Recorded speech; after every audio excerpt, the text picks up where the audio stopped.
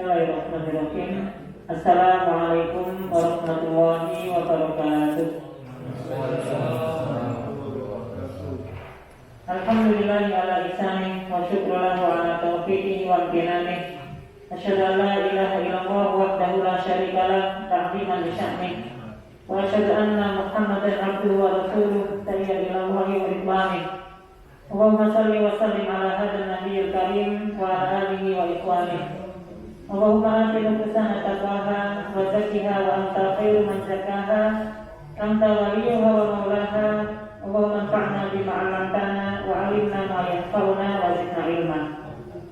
Amma ba'du, Bapak Ibu jamaah salat Asar yang dirahmati Allah Subhanahu wa taala.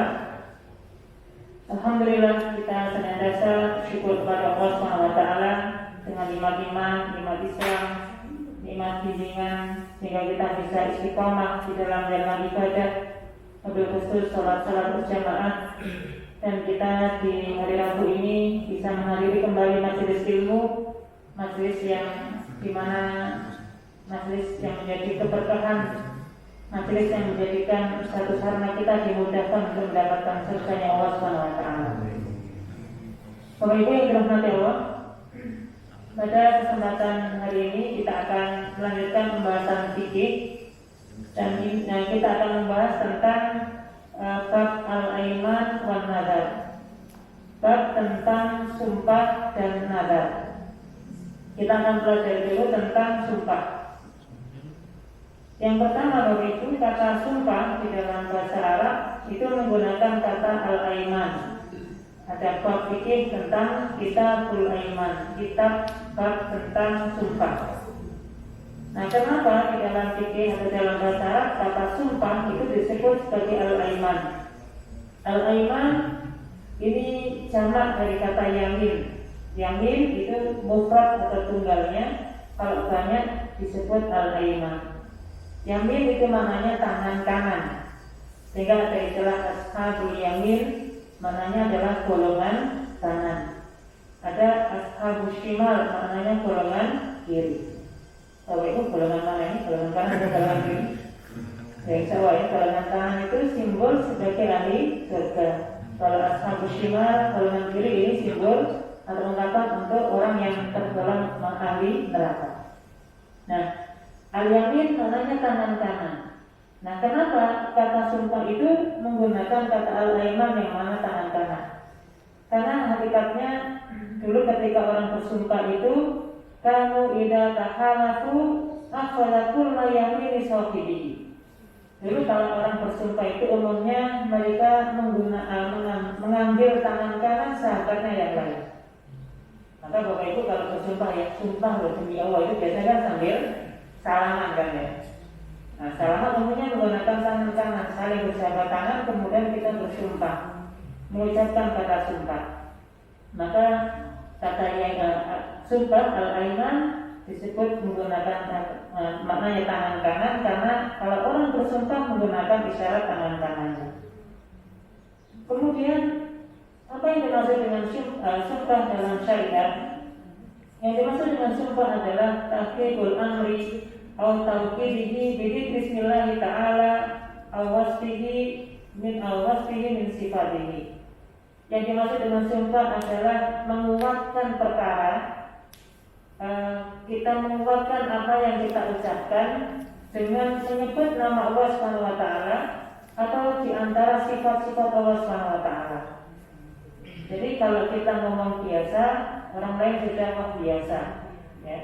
Tapi supaya omongan kita ini lebih dipercaya, omongan kita ini lebih kuat secara bobot, maka kita menggunakan awalan lafaz yang mengandung nama Allah Subhanahu wa taala atau sifat-sifatnya. Maka inilah yang disebut dengan sumpah. Maka misalnya kita mengatakan sungguh telah datang tamu dari Jakarta. Ini biasa. Tapi kalau kita menggunakan sumpah, demi Allah telah datang tamu dari Jakarta, orang semakin kuat karena kita menggunakan lafaz sumpah. Nah, demikian pula orang untuk menguatkan kesaksiannya kadang-kadang disumpah supaya orang yang bersaksi mengatakan dengan perkataan yang jujur, perkataan yang tidak ada unsur bohong. maka dia menggunakan lafaz yang disertakan nama Allah SWT di dalamnya. Untuk apa? Untuk menguatkan, untuk menjadikan lebih memantapkan apa yang dia ucapkan. Maka Bapak Ibu, ini yang dimaksud dengan sumpah. Baik kondisi sumpah itu digunakan untuk menjalankan suatu perkara atau meninggalkan suatu perbuatan yang lain. Nah, maka misalnya mengatakan demi Allah saya akan menjalankan ini dan ini pada masa yang akan datang. Ini juga termasuk sumpah. Demikian pula sumpah itu meninggalkan suatu perkara. Demi Allah saya tidak akan menjalaninya lagi. Nah, ini juga termasuk sumpah. Kemudian yang kedua Bapak Ibu, ketentuan ketika kita bersumpah. Yang pertama bahwa al-yamin la yakunu illa bi bismillahi aw sifatin aw min sifatihi. Yang pertama bahwasanya ketika kita bersumpah tidak akan dikatakan sumpah kita sah kecuali kalau kita menyertakan atau menyebut nama Allah SWT atau menyebut salah satu sifatnya. Jadi dikatakan sumpah itu kalau kita menggunakan lafaz Allah SWT. Sehingga di antara sumpah yang nanti mengandung unsur atau dampak konsekuensi hukuman adalah ketika misalnya kita mengatakan wallahi, maknanya demi Allah, ya, atau dengan kemuliaan Allah, misalnya kita mengatakan wa bi izzatillahi, dan demi kemuliaan Allah Subhanahu wa taala, wa 'azamatihi, demi keagungan Allah Subhanahu wa taala, wa kibriyaihi, misalnya dengan keagungan dan kesombongannya Allah Subhanahu wa taala. Jadi sumpah itu kita lafazkan dengan menggunakan nama Allah Subhanahu wa taala. Nah, untuk itu jangan dihormati Allah, kalau kita bersumpah dengan selain Allah Subhanahu wa taala, ada yang mengatakan, bahkan nanti kalau kita membaca akidah ya, kalau kita bersumpah dengan selain Allah Subhanahu wa taala, ini sudah menjadi perkataan yang mengandung unsur kesyirikan. Misalnya kita mengatakan demi langit dan bumi, boleh atau tidak? Tidak boleh, karena kita bersumpah dengan makhluk Allah Subhanahu wa taala. Mohon maaf, ini kadang-kadang kita menyatakan demi Allah, demi Rasulullah, boleh atau tidak? Tidak boleh, karena kalau kita bersumpah atas nama Nabi Shallallahu Alaihi Wasallam, demi Rasulullah, demi Muhammad, ini maknanya kita bersumpah atas nama Nabi Muhammad dan ini dilarang. Sehingga sumpah itu adalah ya kita sebut nama Allah Subhanahu wa taala, tidak boleh dengan yang lain. Ya, demi langit dan bumi nggak boleh, ya. Kalau misalnya ada orang mengatakan demi cinta kepada mobil atau tidak boleh? Ini sumpah atau tidak?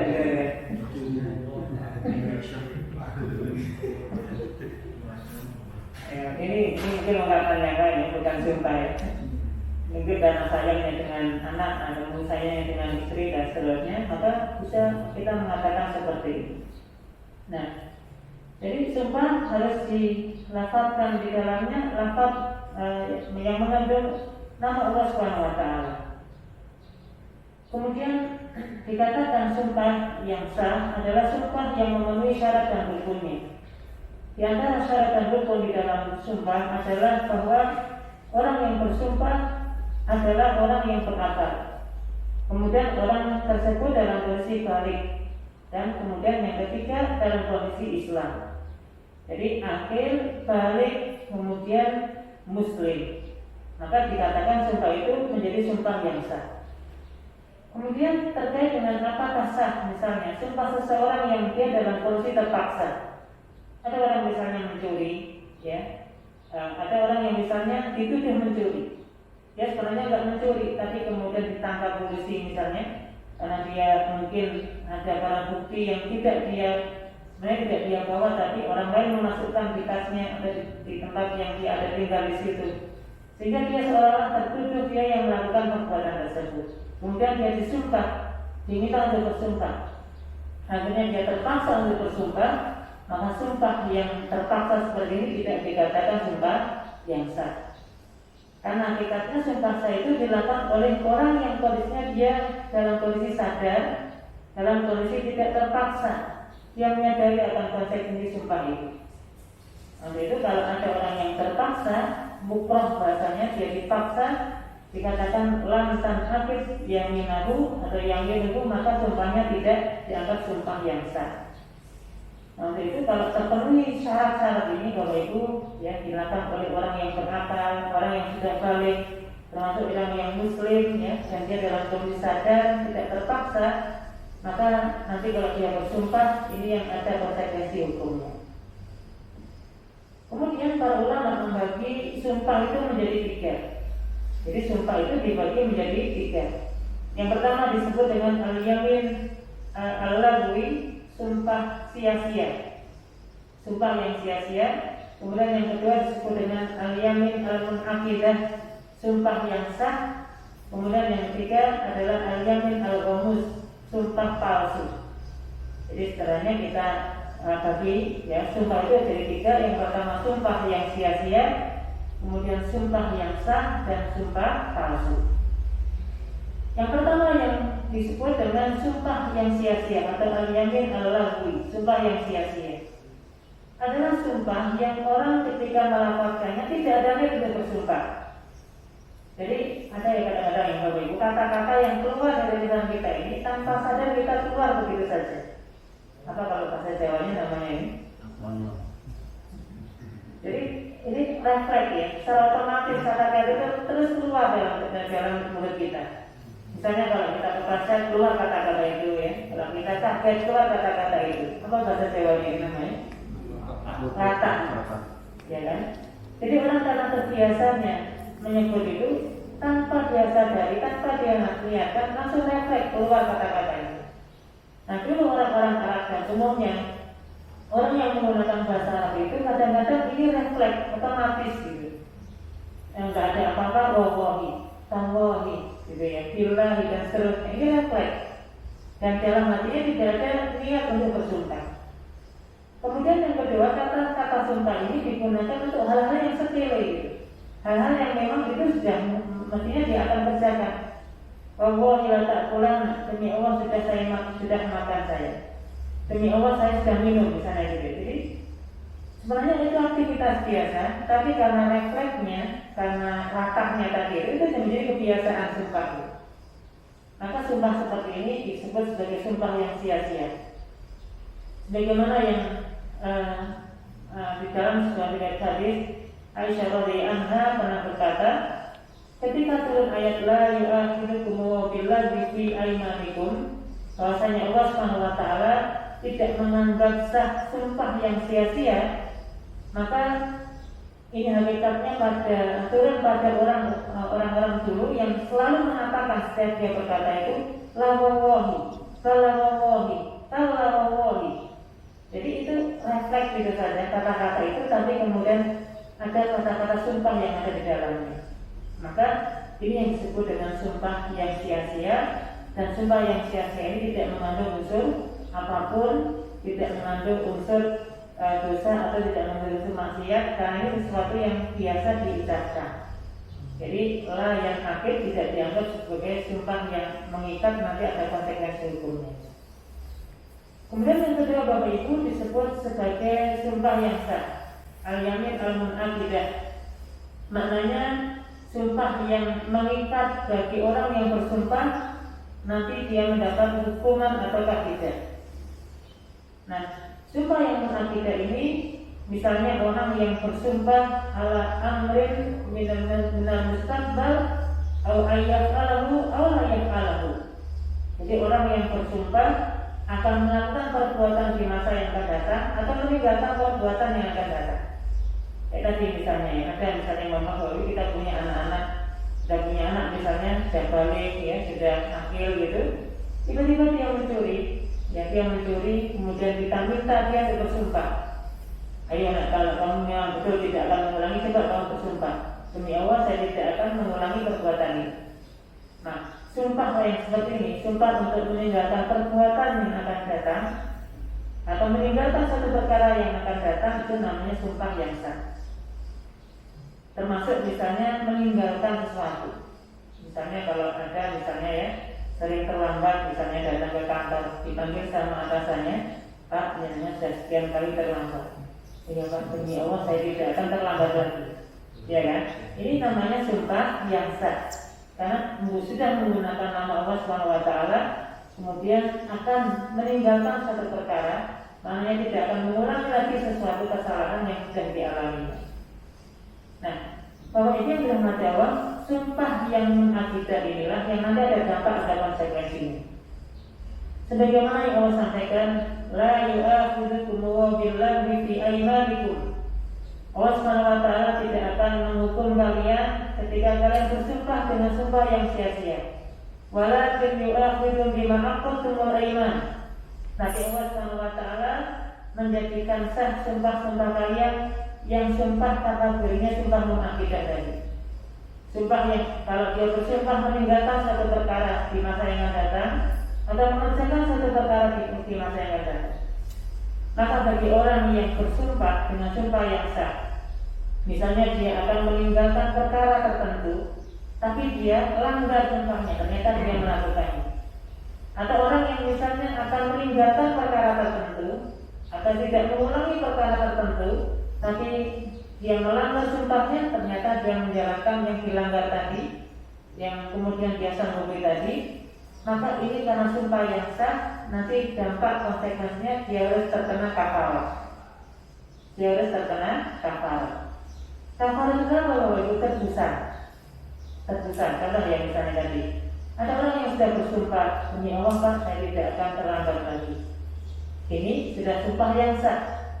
Maknanya selamanya pada waktu yang akan datang tidak boleh dia mengulangi keterlambatannya lagi. Ketika dia terlambat lagi, maka hakikatnya dia harus menebusnya dengan kafarah. Nah, apa kafarah itu? Allah menyebutkan it'amu asyarati masakin min awsati ma tutimuna ahli min ahlikum aw kiswatuhum. Yang pertama, tebusan untuk sumpah yang dilanggar itu adalah memberikan makan 10 orang miskin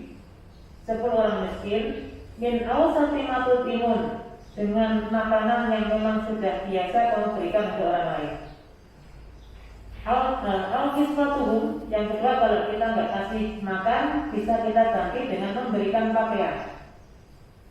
Jadi ini cocok bagi yang biasa nyalek ya, ini kan bagi-bagi baju itu. Nah ini ternyata ada juga, kalau kita melanggar sumpah itu salah satu kafaratnya adalah membagi pakaian. Jadi kalau bagi makanan kita nggak bisa, yang kedua adalah membagi makanan. Ini yang pertama, kafarat sumpahnya ya. Al-tahriru raqabah. Kalau kita nggak bisa ngasih makan, nggak bisa ngasih pakaian, pilihan yang kedua adalah memerdekakan budak. Ada nggak perbudakan kita di Indonesia ini? Tidak ada ya. Nah, jadi kalau misalnya ada budak, boleh kita memerdekakan budak. Ya. Faman lam yajid fasiyam salasati ayyam. Kalaulah tidak bisa memberikan budak juga, maka kafarat sumpah itu dengan berpuasa 3 hari berturut-turut. Jadi ini mohon maaf ya, kalau misalnya melanggar sumpahnya tadi, maka dia harus menebusnya dengan melakukan salah satu di antara 3 hal. Yang pertama adalah memberikan makan 10 orang miskin, atau memberikan pakaian 10 orang miskin. Yang kedua adalah dia memerdekakan budak. Kalau tidak bisa juga, maka berpuasa 3 hari berturut-turut. Jadi 2 ini berkaitan kita dengan orang lain. Kemudian yang ketiga ini opsinya adalah untuk diri kita sendiri, kita yang menjalankan sendiri dengan cara berpuasa 3 hari berturut-turut. Nah ini kafarat sumpah kalau kita melanggar. Nah maka misalnya Bapak Ibu, kita sudah misalnya berjanji tadi tidak akan misalnya terlambat, tiba-tiba kita terlambat, berarti kan kita melakukan kafarat sumpah, melakukan satu di antara 3 hal tadi. Tiba-tiba kita berikutnya pekan depan lagi melanggar lagi, perlu nebus kafarat lagi atau tidak? Ditebus lagi kafaratnya atau tidak? Ya tebus lagi karena melanggar sumpahnya lagi. Nah, jadi ini yang disebut dengan kafarat sumpah, dan sumpah ini berlaku, atau kafarat sumpah ini berlaku untuk kafarat sumpah yang sah. Kemudian yang ketiga Bapak Ibu disebut dengan al-yamin al-ghamus. Al-yamin al-ghamus sederhananya kita terjemahkan dengan sumpah palsu. Kenapa dikatakan al-ghamus? Al-ghamus ini maknanya kan menjerumuskan. Al-yamin al-ghamus maknanya sumpah palsu atau sumpah yang menjerumuskan, karena orang yang menjalankannya terancam sumpahnya tadi menjerumuskan dia ke dalam nerakanya Allah Subhanahu wa taala. Maka disebut dengan sumpah ghamus. Nah, sumpah ghamus ini Bapak Ibu tentu sumpah yang berkaitan dengan sesuatu yang kita sudah, misalnya kita ini misalnya melakukan suatu perbuatan, kita mencuri misalnya gitu ya. Tadi kemudian kita ngaku nggak mencuri barang tersebut. Bahkan kita menguatkan sumpah kita dengan menggunakan sumpah palsu. Padahal kita mengambil misalnya, satu orang sampai percaya bahwa kita yang nggak mengambil, kita sampai bersumpah demi Allah Pak saya nggak mengambil. Padahal kita ngambil. Inilah yang disebut dengan sumpah palsu, al-yamin al-ghamus gitu ya. Mohon maaf misalnya para pedagang ya, para pedagang ketika dia menipu, ketika dia berlaku curang, dan untuk menjadikan dia dipercaya oleh para pembeli, dia bersumpah. Dan dia berdagang dengan buah-buahan misalnya. Padahal ini kualitasnya buruk, kualitasnya jelek. Dia bersumpah Pak, barang dagangan saya ini bagus-bagus, fresh, baru saya ambil dari pohonnya misalnya gitu. Padahal jelek, ini namanya sumpah palsu, sumpah ghamus. Nah, sumpah palsu ini Bapak Ibu nanti tidak ada kafaratnya, tidak bisa ditebus, karena ini sudah termasuk dosa besar. Jadi sumpah palsu ini sumpah yang nanti langsung urusannya dengan Allah Subhanahu wa taala, karena ini dosa besar. Tapi Rasul min kaba'iril ism wala kafarata fiha. Sumpah ghamus ini salah satu dosa besar yang tidak ada kafaratnya. Maka kalau ada orang yang melakukan sumpah ghamus, sumpah yang dalam kondisi dia bohong itu, sumpah palsu itu, sudah, maka dia sudah melakukan perbuatan dosa besar. Nah, untuk itu kalau dia melakukan dosa besar, tentunya nanti dia akan bertaubat dan tidak mengulangi dan seterusnya. Sebagaimana yang Nabi Sallallahu Alaihi Wasallam sampaikan, Nabi Sallallahu Alaihi Wasallam qala al-kabair al-isyraku billah. Di antara dosa besar adalah menyekutukan Allah Subhanahu wa taala. Uququl walidain, durhaka kepada kedua orang tua. Wa qatlun nafsi, membunuh jiwa, membunuh orang lain. Wal yamin al-ghamus, dan yang berikutnya adalah sumpah palsu. Nah, maka orang yang melakukan sumpah palsu berarti dia sudah melakukan dosa besar. Ya, dosa besar. Dan itu kalau dia tidak bertaubat kepada Allah Subhanahu wa taala, ini ancamannya nanti sampai ke akhirat yang menjerumuskan dia kepada neraka jahanam, neraka yang nanti di akhirat yang akan dia dapati. Nah, yang dirahmati Allah, ini terkait dengan sumpah ya. Jadi sumpah ini kelihatannya sepele, ya kelihatannya sederhana, remeh gitu. Tapi kalau kita pahami bahwa ada kafaratnya, bahkan kalau itu ada sumpah yang palsu, maka akan menjerumuskan dia pada dosa besar yang nanti di akhirat tentu ancamannya luar biasa, mendapatkan nerakanya Allah Subhanahu wa taala. Nah, Bapak Ibu rumah Allah, mohon maaf kalau misalnya ya ada profesi-profesi tertentu yang kemudian dia disumpahkan ya. Apa contohnya yang ada sumpah jabatan istilahnya ya. Misalnya anggota dewan ya, anggota DPR, anggota presiden, bupati, semuanya kan disumpah. Bahkan untuk mengeluarkan sumpahnya biasanya dikasih apa Bapak Ibu? Dikasih Al-Quran ya. Itu misalnya kalau dia melanggar sumpah, misalnya dia mengingkari sumpah jabatan atau sumpah yang dia sudah terima ketika dilatih itu, kira-kira tergolong kata bersumpah yang mana Bapak Ibu? Kata dari sumpah yang mana kira-kira? Ada misalnya tadi ya, jabat atau apalah gitu ya. Kemudian ketika dia disumpah dan dia melanggar, kemudian kedepannya dia melanggar, kira-kira sumpah apa kira-kira itu? Sumpah biasa? Enggak ya, enggak bisa kita katakan ini sumpah yang biasa atau sumpah lagi, tidak bisa, karena otomatis dia sengaja. Bahkan kemudian dia lakukan itu untuk menjaga komitmennya, untuk menjaga amanah-amanahnya. Nah, kira-kira sumpah yang mana? Kalau kita lihat makna tadi, sumpah yang mengakibatkan itu kan sumpah yang kita lakukan ketika kita akan meninggalkan suatu perkara atau akan mengerjakan suatu perkara di masa yang akan datang. Kira-kira kalau ada pejabat yang disumpah itu kan berarti Hakikatnya dia akan melakukan perkara tertentu atau meninggalkan perkara yang terlarang di masa yang akan datang. Maka namanya sumpah munafidah. Kira-kira tak boleh kalau dia melanggar. Misalnya saya tidak akan korupsi gitu misalnya. Ternyata dia korupsi. Berarti kan dia melanggar sumpahnya. Kafaratnya apa boleh? Kan dia melanggar sumpah munafidah kan ya. Kafaratnya apa berarti? Memberikan makan 10 orang miskin. Jadi yang dikorupsi 10 miliar. Jadi kafarnya dia memberikan 10 makan, memberikan makan 10 orang miskin. Kalau nggak bisa diganti dengan pakaian. Oh berarti ringan, melanggar sumpah itu ringan. Memang kafarnya itu gitu ya. Tapi kan nanti ada hal yang lain, ya kan? Jadi perkara sumpahnya memang harus dia tebus dengan membayar kafarat tadi, karena dia itu kan hal yang terkait dengan lisan, maka kafaratnya harus ditebus dengan kafarat tadi. Tapi kan ada yang lain, korupsi itu ada babnya sendiri dalam fikih, ya kan, bab tentang fikih korupsi. Termasuk nanti kalau dia misalnya mencuri gitu ya, dan mencuri itu diambil dengan sembunyi-sembunyi dan seterusnya, kan ada hukum yang namanya dalam hukum Cina yaitu ada potong tangan dan seterusnya.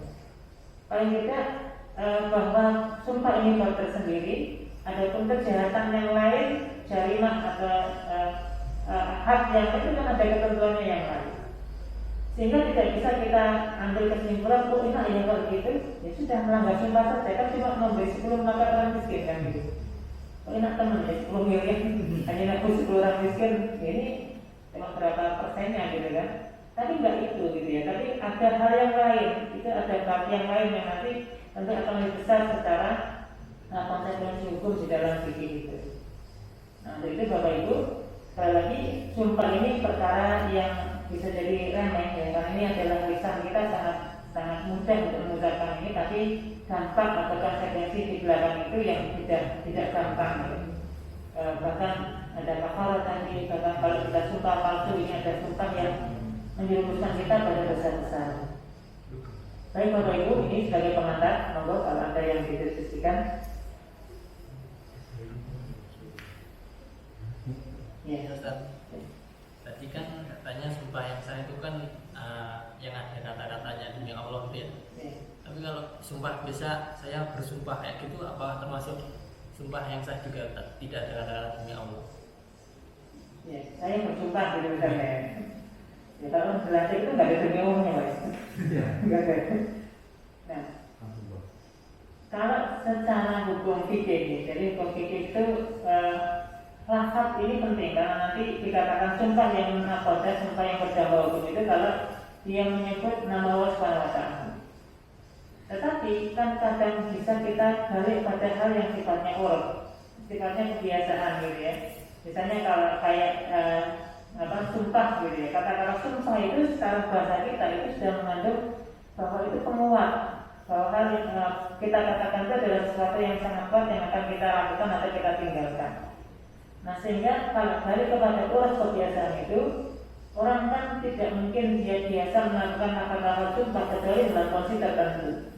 Sehingga dalam kondisi yang sudah menjadi uruf di masyarakat kita, meskipun nanti tidak ada kata yang menyangkut nama Allah Subhanahu wa Ta'ala, tapi kalau orang sudah mengatakan sumpah gitu ya, itu berarti sudah termasuk sumpah yang mengandung munafidah.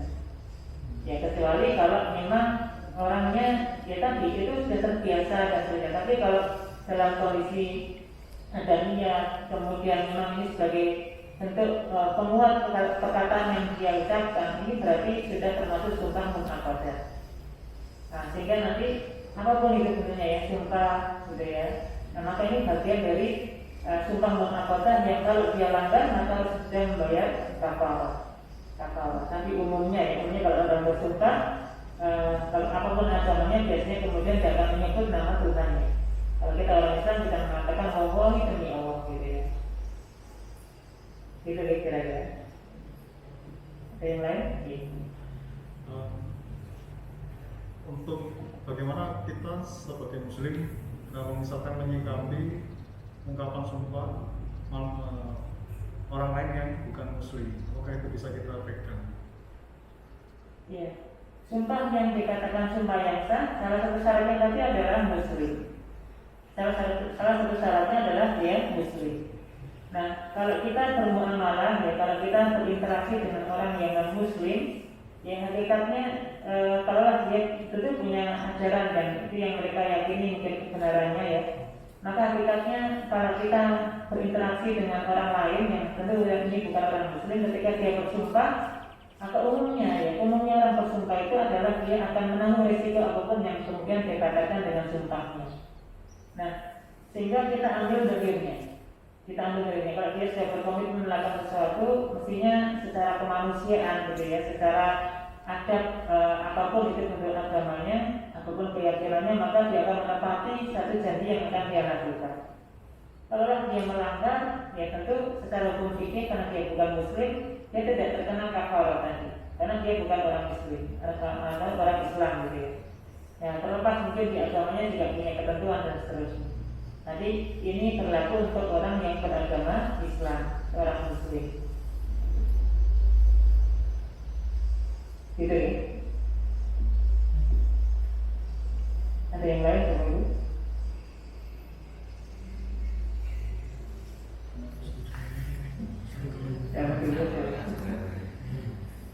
Sempat mau terakhir begini, bagaimana jika seorang muslim itu mau mencabut sumpahnya itu bisa? Misalkan dia pernah bersumpah suatu sumpah, lalu mungkin kayaknya ini terlalu berat dan saya mungkin nggak bisa melakukannya untuk kemudian hari. Mau saya cabut itu, apakah itu bisa atau enggak secara fikih? Ini revisi sumpah.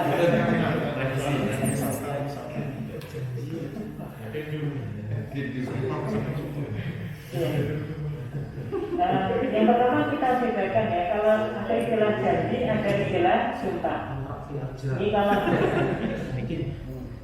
janji otomatis kan sesuatu yang kita janjikan dengan orang lain, ini hubungan sesama muslim misalnya. Maka kalau janji kan bisa kita sampaikan secara negosiasinya. Mohon maaf, saya dulu berjanji seperti ini, tapi sekarang nggak bisa menjalani. Mohon maaf, saya akan cabut janji saya ini, bisa selesai.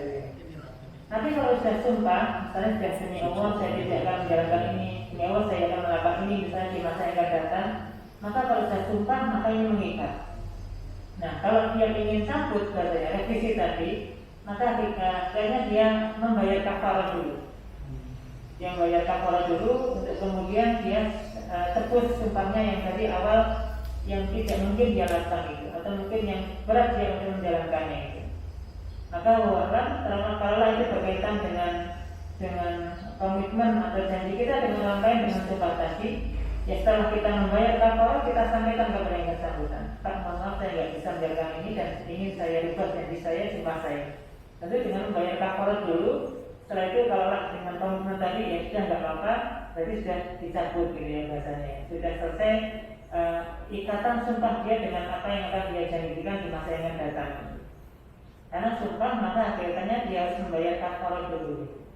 Nah, ini pernah saya ditanya gini Bapak Ibu. Jadi misalnya dulu ketika ada orang masih sama-sama kuliah lah gitu ya, laki-laki perempuan, kemudian bersumpah demi Allah saya akan menikahimu.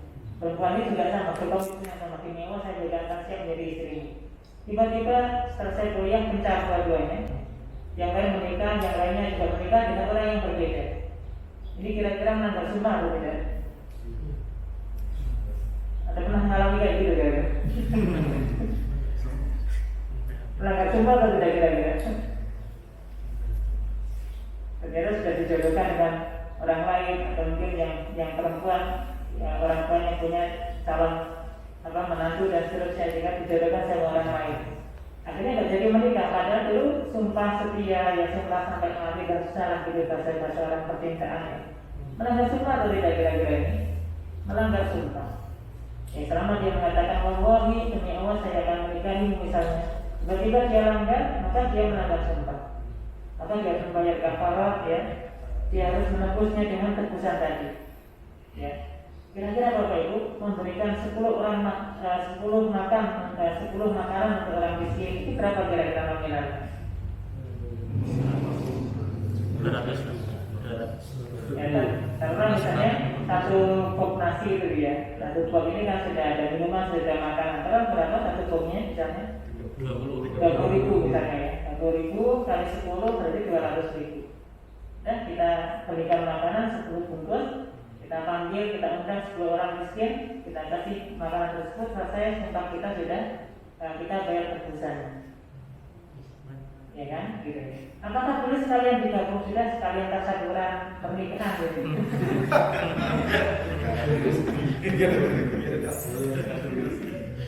Enggak boleh ya. Jadi ini harus khusus, 10 ini harus ditunaikan dulu, karena ini harus dibayarkan sebagai bentuk kafarat tadi. Terus hal yang lain bisa diniatkan untuk sedekah dan seterusnya. Silakan.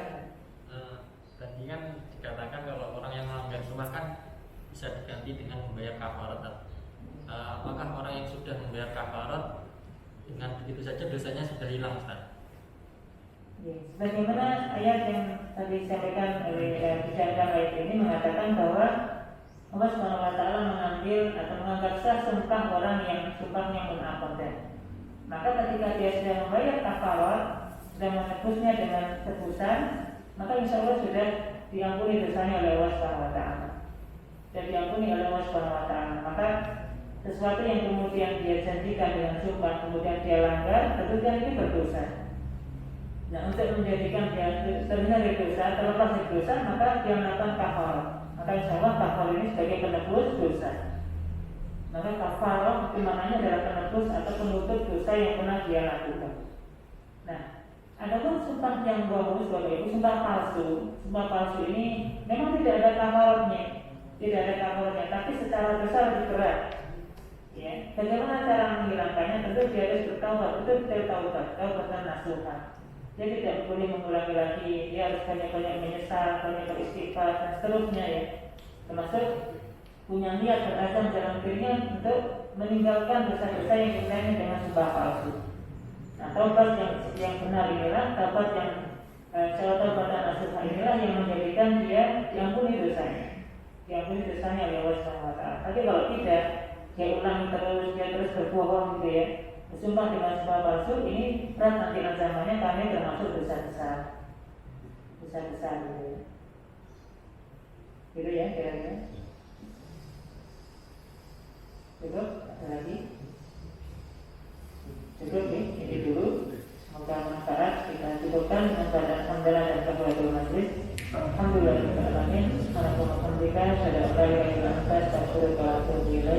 Assalamualaikum warahmatullahi wabarakatuh.